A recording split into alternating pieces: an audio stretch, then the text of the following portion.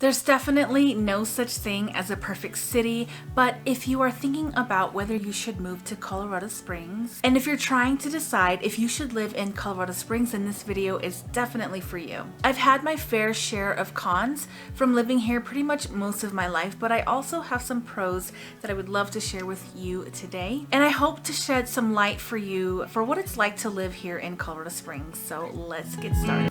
So first we're going to talk about some of the pros about living in Colorado Springs, and then later on in the video I'll go over some of the cons, and these are all just personal to me based on my experiences living here. There are so many people that have different types of experiences, and so I just want to share you mine.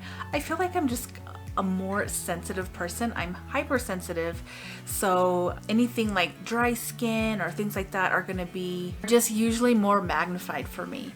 And so I might be a little bit dramatic, maybe, or if you're anything like me, you might be feeling the same way. But anyways, we'll talk about that later. So we'll talk about some of the pros of living in Colorado Springs. So the first pro is obviously it's gorgeous out here. The mountains are incredible. The views are stunning. We have nice, clean, dry air and almost 300 days of sunshine every year. Today is a little bit more cloudy than usual, but it's definitely not the norm. You're gonna get way more sunshine every single day, a little bit of wind here and there, but almost every day is a beautiful day. And some people might even call us a little mini San Diego without the beaches and the palm trees. But if you've been to San Diego, I thought, you know, this does kind of look a little bit like California, and I think that's why so many people move here from California, because you'll still be able to get all that sunshine, the beautiful weather, those amazing views that everybody just wants to live in, but without all that government. So let's just be honest here. People coming from California, they are tired of just kind of the restrictions of living out there. The taxes are too high.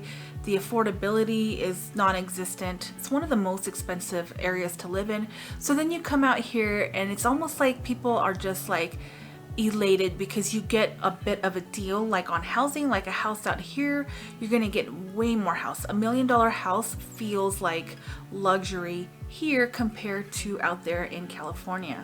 Now I know that certain areas are going to be different depending on the price point, but if you're living more north and especially northwest, you're going to be paying a premium for views and lifestyle. We've got neighborhoods up in Flying Horse, for example, that have resort style living. So you've got swimming pools, you've got your spas, and you have a steakhouse that is a 5-star restaurant, very classy. And then you can also get this down in the Broadmoor area. So I've got videos on different lifestyles and different neighborhoods. If you want to click on that playlist, you can at the end of this video. Don't do it now because we're not done yet, but I'll also put it in the description box so that you can reference it later. So of course we have in the Broadmoor, we have the homes for sale with mountain views, and the amenities are just incredible. So it's like you're on vacation every single day.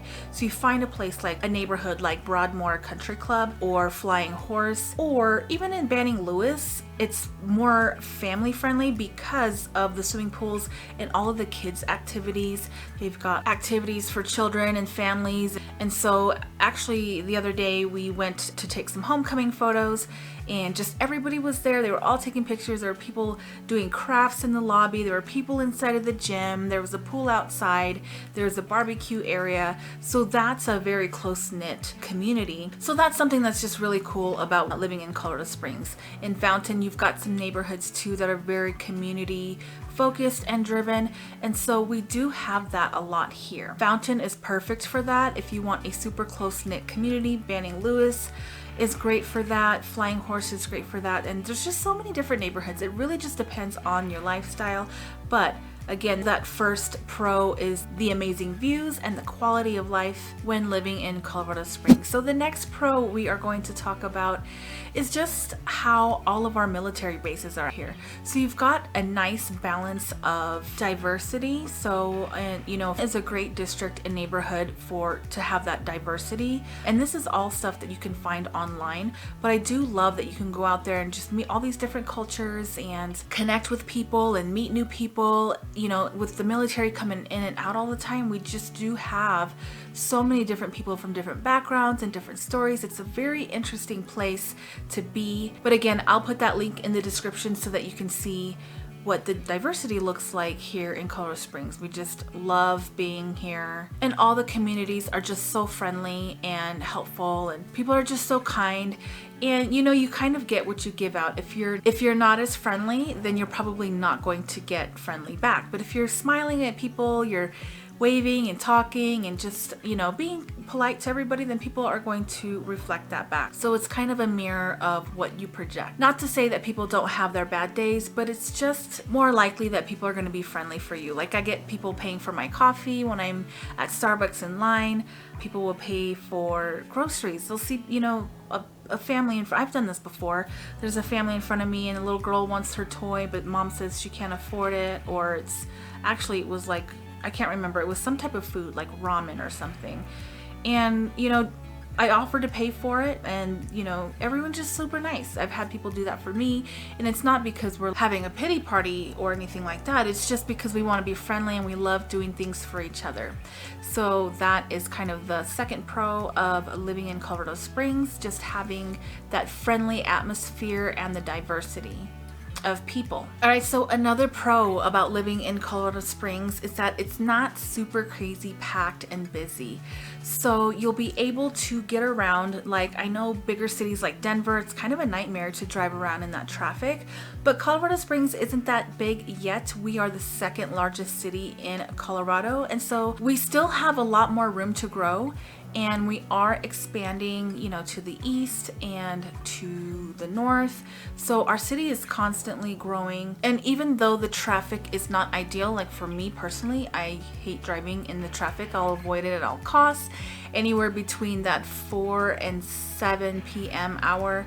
And Fridays are the worst. Fridays are the worst days to travel, but not as bad as some of the bigger cities. Like, I can get from point A to point B under 30 minutes, whereas I know in larger cities, maybe even Denver, it might take 45 minutes or even more to get home. So it's all about perspective. I know I complain a lot about the traffic here, but it's really not as bad as it would be in a different state, in a bigger state, in a bigger city. So if you're coming from a larger city, you're gonna love it, because I've got friends that came out from Brooklyn and they think the traffic out here is a piece of cake, as he would say. That this is nothing compared to out there. So it's all about perspective. If you're coming from a smaller town and you're coming here, you might thrive in the busy environments, or you might wish that you had something a little bit more calm and less busy. And there are places, you know, outskirts of Colorado Springs that you can move to that'll provide that for you. And so with that comes some really cool restaurants. We've got a lot of people moving out here that are establishing really nice restaurants, like the ambiance and the vibe inside. There's this place called Co-ATI downtown Colorado Springs, and then of course I had mentioned Flying Horse Steakhouse that has a really very comforting and welcoming vibe. And then one of my favorite restaurants is Skirted Heifer. I'm pretty sure it's local. I don't think it's a chain. If it is, it's all Colorado grass-fed beef, and it's really good. Like, they almost burn this cheese like right on top of your meat, and you can get a veggie version of it, but it's pretty good. And the fries are amazing. They've got sweet potato fries that they, you know, it's not healthy for sure. It's probably like 3,000 calories for one meal, but it's totally worth it to try it at least once. It's one of my top restaurants. Unfortunately, Crave has closed. I am so sad about Crave being closed. That used to be my favorite restaurant, but you know, there's so much competition right now. People are moving out here and they're starting some really cool restaurants that have these really nice vibes and not so much wait time. And then coffee shops. We have like probably some of the best coffee shops that I've been to. Just the ambiance, really, the environment around, and then just being able to work in there. Obviously, if you're gonna be there, try and order some coffee and some snacks or a lunch or something. But there's a place called Wayfinder Coffee, which is really good, but it's packed and it's loud. So coffee shops are starting to get a little bit louder. We've got several, and I can always recommend some of my favorite coffee shops if you want to just ask that in the chat below. And then maybe some people can recommend and suggest some of their own favorite coffee shops. But so Wayfinder is one of mine. Loyal Coffee is pretty good. Loyal Coffee up north is nice because when you get into the parking lot, you'll see to the west like some really amazing mountain views. And then that neighborhood, the farm is over there. That's an up and coming neighborhood. Very cute little houses that are designed more modern. So Colorado Springs is known for the mountain views, right? But the houses haven't really caught up yet with the times. So when you go into a house, you have this very cabin country Colorado feel inside. Well, a lot of people are wanting more modern homes, and they are starting to build that, but the farm is a perfect place. One of the best neighborhoods to get a little bit more of a farm feel, but still modern. There's also some houses in Northgate that are going to give you that vibe and more of a modern look, with a great room that has this bright open spaces instead of like the older homes, say like in Black Forest. Some of those homes, a lot of them will still have everything brown, so everything is wood and just a lot of yellow tones. So I know I like modern, I like the white, bright open space, great rooms and things like that. But they are building. There's a lot of new construction going on out there in Black Forest that is kind of changing into updating some of those houses into more of a modern style. Oh wait, before I get into that, I forgot, I wanted to mention that the fall here is incredible. Like when you see the leaves turning, there's so many different places that you can drive through and watch the aspens turn. So they go from like green to, I don't know the correct order of this, actually I'm drawing a blank, but green to yellow to red, orange. It's just like, it's so pretty. It's like a Bob Ross painting, right? It just looks so unreal. Like driving through Mueller Park, like we like to go there around this time, early October, and watch all of the leaves change. So we'll be going out there actually on Monday, so hopefully I can get some footage to show you guys how beautiful it is. I mean, it doesn't even look real. I do have some pictures from Mueller State Park.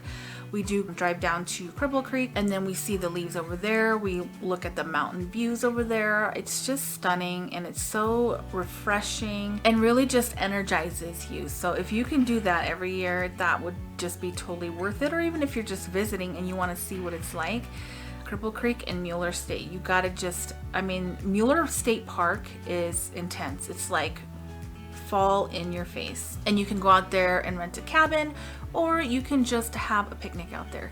You can also go to Cheyenne Mountain State Park and just overlook the entire city, and it's stunning. You can have a picnic out there. You just pay the park fee, which is under $10. That's a steal. You can have a barbecue out there. You can have a fall picnic. You can do your little pumpkin things. I don't know, whatever you want to do it out in nature, and you'll just never regret it. Even when it's rainy and cloudy, it's just so pretty here. So that's my thing about October. I love it. It's kind of a love-hate relationship. All right, so now let's get into the cons. I think I've talked enough about pros. Everybody knows why Colorado Springs is amazing, but not everybody knows why it might be horrible. So one of my cons is, and I'm starting to feel it now, the weather can have a huge effect on people's moods. Vitamin D deficiency is a real thing here, and it triggers seasonal depression. So a lot of people, like I remember when I first started feeling that, I didn't know what I was going through. Just knew that every year around fall, I would get severely depressed and I would cry every single day. Well, I ended up going to the doctor and she had prescribed me some vitamin D because of course that's what it was. I was so deficient. So being up in the mountains in the high altitude, the sun, you don't absorb that vitamin D as much as you would in another regular normal city or state. And so here you have to kind of supplement those vitamins to help you with your mental state, to help you with your energy levels. I had to buy myself an LED light. It's not an LED light. I can't remember what it's called. Maybe I'll remember later, but it's like a sunlight that gives off, you know, the feeling of it's okay, it's dark outside, it's only 5 p.m. and it's super dark out there, and this light would just make it feel like it was still light outside. So I mean, light would, you know, make people happy who are going through this seasonal depression phase. And so anyway, I started taking more vitamins, started working out more, just trying to get out every single day. into the sunshine, not staying inside because it's cold, right? So we stay inside, we don't get our nature fix, we don't want to be outside because it's cold. And so it's just this domino effect of not feeling good mentally and physically. Unless you're my daughter, she loves to be cold. She would rather be cold. She likes to run around without a jacket. So I mean, if you're that person, then you're gonna love living here, and you're gonna probably not like the summer. So people who tend to like love the winter time and the fall here, they end up not liking the summertime because it does get pretty hot, like 90 degrees, because we're, you know, mile high and closer to the sun. We do feel the heat a little bit differently because it might not even be sunny outside and you will get a sunburn. So that's just something to keep in mind if you're moving to Colorado Springs. So along those lines of weather, it gets so dry here. I have to drink probably twice as much water during the winter time than I do in the summertime because my skin gets so dry. I get really bad eczema. It can tend to be uncomfortable. And even this morning as I was getting dressed, I was putting on a dress and I had so much static electricity. I hate it. Like I don't know. It just makes me uncomfortable. Like I said, I'm very sensitive. So for me to feel static electricity, it just makes me feel weird. It's like, I know some people feel like when they rub cotton or if they touch cotton, they don't like the way that feeling makes them feel. That's how I feel about static electricity. And then like my hair just shoots up and it's uncomfortable. So I have a whole house humidifier to try and eliminate that as much. And then it also helps with static electricity, just like shocking metal, opening up the car door, shocking metal, kissing my husband, the whole house humidifier, and drinking a ton of water and lotioning every day. That's kind of my routine throughout the winter time. So that's going to be another con. And also this will be related to the previous con, is that some people, well, maybe not, because it's more of an altitude thing where people have migraines. They get migraine headaches, and because of the altitude, they'll get altitude sickness. I mean, you hear a lot. If you watch football, then you hear a lot about this. And you've got players on the sidelines sucking on oxygen just to make it through the football game. So you can kind of understand and see how the altitude might affect people. Just being really dizzy, getting headaches, sinus pressure. I know one year I got sinus pressure so bad, like I couldn't even drive. I had to pull over. But I've been taking Claritin and just trying to take care of myself. I take vitamins. I do all these things to try and avoid that. So I noticed that because when I visited Florida, I noticed like almost all of my health problems, like my dry skin, dry lips, the achiness, it like went away when I went to Florida. So I felt really good out there. And even people here, like they'll have to move away. I've known people that have wanted to live here, love living here, but their body just couldn't take it anymore, so they had to move back. So my suggestion is that you just come out and visit during the winter time, probably, you know, February, March time frame, even January after the holidays, and you can get a feel of what it's like to actually live here and stay here for a whole week to see how your body is going to adjust. Maybe even 2 weeks if you can. See how your body's going to adjust. See how you like driving in the winter time, driving on ice, driving in slush, and the weather can turn in an instant. So, you know, in hopes that going through the worst part of living in Colorado Springs, that you'll know that you can tolerate it and it's not a big deal for you. Same for summer if you want to try and make a couple trips, because moving to another city is a big thing. You want to make sure that you have all of your concerns addressed when you come. So coming out here in the summertime, seeing what it's like during the tourist season, seeing how crazy and busy it gets, how you won't be able to go do your favorite activities that you normally do, going up Manitou Incline. I used to do that often. I could not believe how crazy it was when people started moving here during the summertime. You really have to go like right at 5 a.m. just so you can have that peace and quiet. Like I wanted to go up the incline and enjoy it by myself. And when I got to the top, I just would like to sit there. And I remember one time I did like a sunrise hike. And so I just sat on the rock by myself and watched the sunrise. And there were still people out there that early in the morning. But once it gets to like the sun coming up, it's over. There's too many people. They're just all in your way. They're all talking. People are listening to music. They've got their dogs running up and down. So if you want a peaceful, quiet hike, you'll have to get in early. Alright, so another thing is kind of becoming a little bit of a con, and I used to run a drug and alcohol rehab program, and I know that people are just, they're harmless usually. Crime happens anywhere, any place, and we're just like any other city as far as crime goes. The homeless situation is getting kind of tough out here, where especially if you're downtown, people just don't have anywhere to live, so they just come out and panhandle. You'll see a lot of this in downtown Colorado Springs, and places that never had panhandling before are getting, you know, even in the nicer neighborhoods, they're starting to get more people out there, and they just don't have anywhere to go because the Salvation Army here, they take them in at night, but then during the day they have to be out. And I can understand that, because you don't want people just hanging around, you know, on the property. They should be out looking for jobs, taking showers, and just trying to be proactive and out in the community.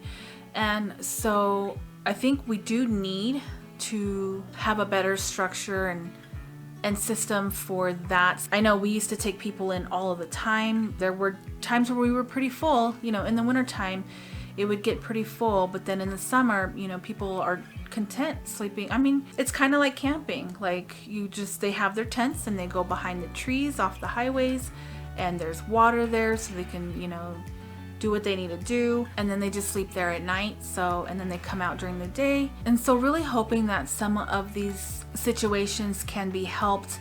You know, we can donate to our Salvation Army here. There's so many different places that you can help people. I know of an agent that does this thing every year called Undy 500, and he just collects socks and underwear for the Salvation Army. And I also have other friends that drive for, you know, people that are in need. You know, they're hurting, they've been through some things, and I'm not one to judge. Like I said, I used to live with people from different walks of life, and it's never what you think. So anyway, if you want to look up more information about safety and crime and things like that, you can go to niche.com and get more of an accurate view based on stats, because any realtor that tells you to avoid a specific neighborhood because it's not safe or there's crime there is actually in violation of our ethics code, because crime can happen even in nice neighborhoods. And honestly, I've lived in Colorado Springs most of my life, and I've seen it happen on the nice ends of town. You know, some people might avoid certain neighborhoods because they feel a certain way about it that I visit on a regular basis.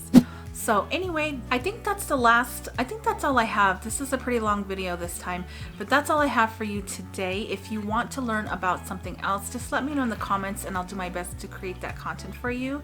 So now that you've learned about all of the pros and cons about living in Colorado Springs, you might want to watch this other video about some weird random things about living in Colorado Springs that no one really talks about or ever tells you, and that will be linked up here. Thanks guys. In the meantime, make sure you're subscribed, and I will see you next week.